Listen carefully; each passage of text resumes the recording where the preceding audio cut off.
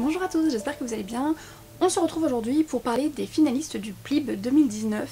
Ça y est, les votes sont clos depuis le dimanche 15 septembre à minuit. Et donc maintenant, les jeux sont faits, on n'a plus qu'à attendre le 12 octobre, la remise officielle du prix du PLIB 2019 qui aura lieu à Paris. Donc j'y serai, j'espère que je pourrai vous faire un petit vlog, que je pourrai filmer un petit peu... Enfin que j'arriverai à filmer un petit peu pendant la remise du prix. Si ce n'est pas le cas, quoi qu'il en soit, je pense que je vous ferai un petit retour ici pour vous dire ce qui s'est passé, notamment parce qu'ils ont prévu de faire quelques annonces. Donc déjà d'emblée, je peux vous dire que je compte faire partie à nouveau du jury du PLIB 2020. Je ne me suis pas encore inscrite, mais ça ne saurait tarder. Si vous avez des titres de livres qui sont sortis en courant 2019 ou qui vont sortir d'ici la fin de l'année et que vous aimeriez voir parmi les présélectionnés, n'hésitez pas à me dire ça en commentaire. Comme ça j'irai voir si c'est des livres qui pourraient m'intéresser et que je pourrais peut-être proposer. Mais aujourd'hui je suis là pour vous reparler des 5 finalistes. Donc je vous remettrai dans le petit i, je ne sais jamais de quel côté il est, donc on va dire que c'est là. C'est pas moi qui décide, c'est YouTube. Je vous remettrai donc dans le petit i les vidéos que je vous ai fait sur chacun des finalistes. Puis là je vais vous faire un petit récapitulatif et vous expliquer un petit peu mon ressenti global sur ce PLIB 2019 et sur les finalistes. Tout d'abord, je trouve que cette année, les titres étaient tous extrêmement différents, il y a eu un peu de tout. Donc on est resté dans du jeunesse young adulte, contrairement à l'année dernière où on avait du dark fantasy adulte. Cette année on n'en avait pas, on était vraiment sur du young adulte. Mais ça reste quand même très diversifié dans les différents styles qu'on a pu trouver et j'ai beaucoup aimé ça. Ça m'a fait découvrir des auteurs et des plumes que je ne connaissais pas, ainsi que des genres auxquels je me serais pas forcément, vers lesquels je ne me serais pas forcément tournée et que j'ai beaucoup apprécié. Pour le petit récap, les finalistes du PLIB, on avait Comment le dire à la nuit de Vincent Tassi, La fille qui tressait les nuages de Céline Chevet, Rouille de Florian Soulas, Le dieu oiseau de Aurélie Wallenstein et Terre de brume, le tome 1 Sanctuaire des dieux de Cindy Van Wilder. Donc ce dernier, c'était le plus jeunesse de tous, c'est en fait le premier que j'ai lu aussi. Et c'est le seul qui ne m'est pas vraiment plu, qui ne m'est pas marqué plus que ça. Alors je n'ai rien contre, j'ai passé un bon moment quand je l'ai lu très vite, mais... aussitôt lu, aussitôt oublié, et surtout je n'ai pas été convaincue pendant ma lecture. Je l'ai trouvé trop jeunesse et surtout trop rapide. Les personnages et surtout l'univers n'étaient pas assez développés à mon goût. Voilà, c'est vraiment très personnel parce que je sais qu'il y a beaucoup de gens qui l'ont adoré. Mais pour moi ça ne l'a pas fait, j'avais besoin de quelque chose d'un peu plus travaillé, d'un peu plus approfondi. C'était ce que je recherchais, ou c'est ce que je préfère dans mes lectures. Donc là pour le coup c'est dommage, ça ne l'a pas fait. Mais j'ai trouvé quand même la plume très agréable puisque comme je disais, même pour un livre que je n'ai pas aimé plus que ça, je me suis absolument pas attachée au personnage par exemple. Je l'ai quand même lu très très vite. Voilà pour le premier des 5 qui est une petite déception pour moi et qui du coup est un petit peu en dessous des autres dans mon avis. Ensuite il y a Rouille de Florian Soulas, qui est du steampunk que j'ai beaucoup aimé. Je l'ai lu très vite, je l'ai lu d'une traite, j'ai adoré, j'ai été très vite plongée dans l'univers, j'ai apprécié les personnages, j'ai apprécié l'univers. Et ça m'a très clairement donné envie d'en lire plus de Florian Soulas, mais peut-être sur un univers un petit peu plus approfondi, un peu plus poussé. Donc là on est quand même sur un univers qui est bien décrit. Mais pour moi il y avait énormément à faire, enfin il y a énormément de possibilités à faire avec cet univers et j'aurais peut-être aimé un petit peu plus de développement sur certains aspects. Alors je titille hein, parce que j'ai vraiment aimé hein. Mais c'est ça qui fait que pour moi je le mettrais, si je devais faire un classement, je le mettrais en 4ème position parce que pour moi la plume de Florian Soulas a encore de la place pour mûrir.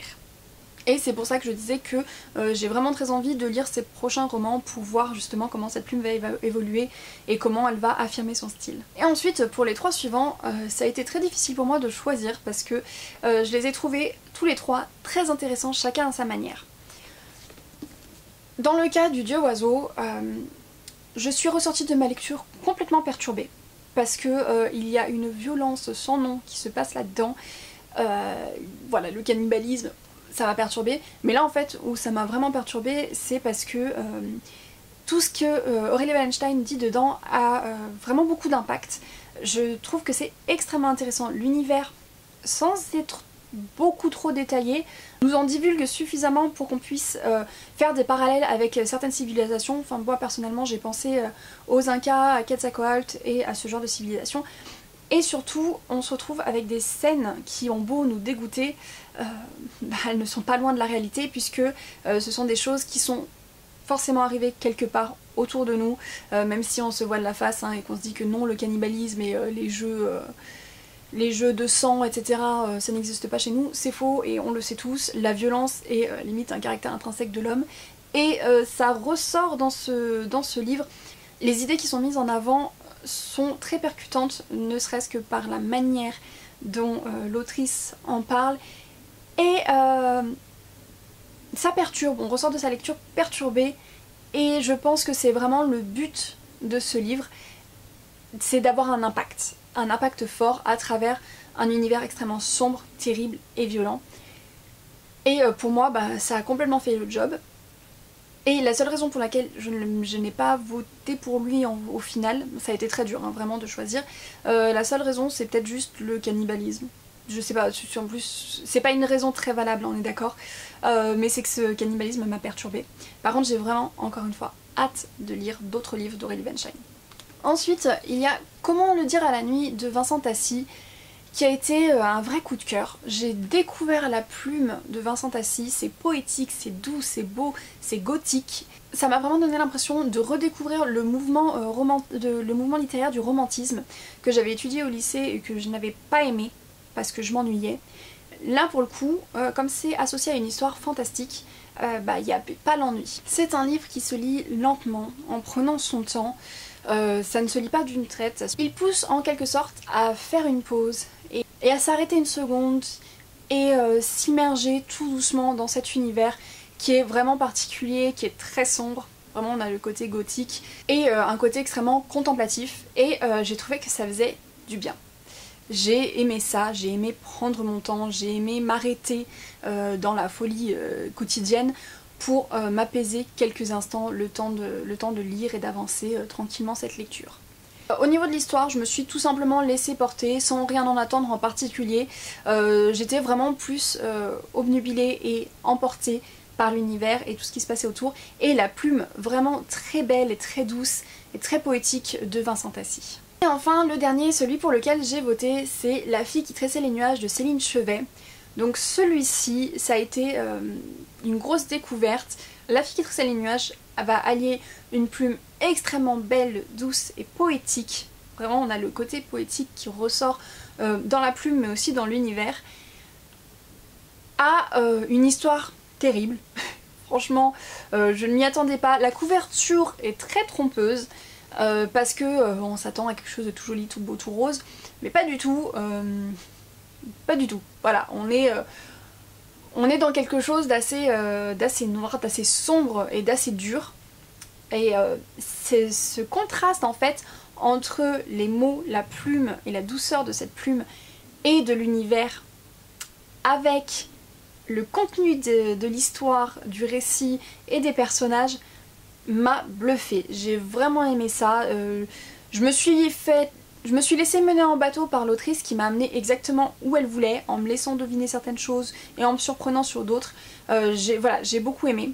Et il y a une pointe de fantastique, de fantaisie dedans, avec un univers dont les objets ou les éléments ont une identité, enfin ont un caractère.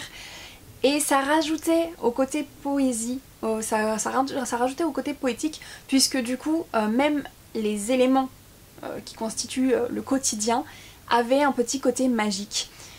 Le tout m'a vraiment séduite, m'a surprise et m'a emmenée exactement là où l'autrice voulait m'emmener, m'a surprise. Et ça a donné vraiment un ensemble que j'ai trouvé parfait pour moi.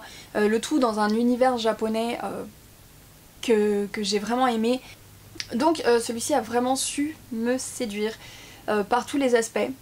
Donc, comme je disais, ça a été très dur de différencier, enfin de choisir en fait un gagnant parce que pour le coup on a 5 styles très différents, 5 univers très différents. On a un côté romantique gothique, on a un côté steampunk, on a un autre qui se passe au Japon avec un côté poétique, on a le très jeunesse avec Terre de brume et le fantasy ultra violent et sanglant du dieu oiseau. C'est très dur parce que chacun a des atouts, a vraiment des côtés très positifs, et pour tous, j'ai très envie de découvrir d'autres livres de ces auteurs et autrices. Peut-être un petit peu moins pour Terre de Brume, je le mets un petit peu à l'écart, mais je vais quand même donner une chance aux autres livres de l'autrice, parce qu'on m'en a vraiment dit que du bien, donc j'essaierai, mais bon, celui-ci ne m'a pas convaincue, c'est le seul. Mais les 4 autres, ça a été très difficile de les départager parce que chacun amène un message, un style d'écriture et un univers qui n'est pas du tout comparable. Donc mon vote est allé à La fille qui tressait les nuages de Céline Chevet, mais quel que soit le résultat, si c'est l'un des 3 autres, donc si c'est Comment le dire à la nuit, La fille qui tressait les nuages, Rouille ou Le dieu oiseau, je serais satisfaite. J'avoue qu'aussi c'est ça, Terre de Brume qui remporte le prix, je serais un petit peu déçue. Mais pour les autres, je serais tout aussi satisfaite parce que je trouve qu'ils méritent tous de remporter ce prix parce qu'ils sont exceptionnels. Encore une fois, j'ai été ravie de participer au PLIB cette année, de faire partie du jury. Ça a été encore une très belle expérience. Les organisatrices, enfin les organisateurs, organisatrices sont vraiment au top. Ils font un travail de fou. Les challenges, j'ai adoré y participer. Les interviews, les rencontres sur les salons, tout a encore une fois été très bien organisé et a rendu le prix et le fait d'être jury toute l'année très dynamique et très intéressant, et a apporté beaucoup, encore une fois, beaucoup de très belles rencontres au cours de l'année parmi les jurés. Et j'en suis ravie, donc j'ai hâte de réitérer cette expérience l'année prochaine. Et en attendant, j'ai surtout hâte d'avoir les résultats le 12 octobre. Donc voilà pour le PLIB 2019 et les 5 finalistes. N'hésitez pas à me dire ce que vous avez pensé des finalistes. Si vous êtes jury, n'hésitez pas à me dire pour qui vous avez voté. Et si vous ne l'êtes pas aussi, dites-moi pour qui vous auriez voté ou lequel de ces livres vous fait le plus envie. J'adorerais échanger avec vous autour de ces livres ou autour du prix du PLIB. Sur ce, je vous souhaite à tous de très bonnes lectures et je vous dis à très bientôt. Salut!